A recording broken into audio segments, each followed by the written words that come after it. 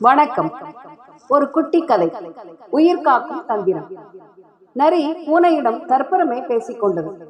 எனக்கு பகைவர்களிடம் இருந்து தப்பிக்க 100 தந்திரங்கள் தெரியும். உனக்கு?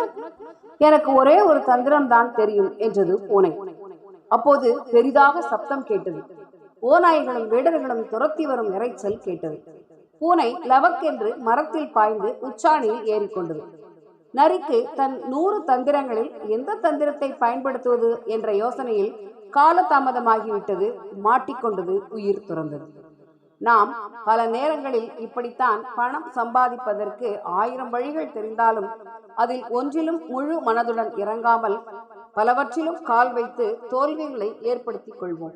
ஆனால் எதுவும் தெரியாதவன் தனக்கு தெரிந்த டீ கடையினையோ இட்லி கடையினையோ அல்லது அது போன்ற சின்ன சின்ன தொழில்களையோ திறம்பட செய்து மிகப்பெரிய தொழில் அதிபர்களாக மாறிவிடுவர்.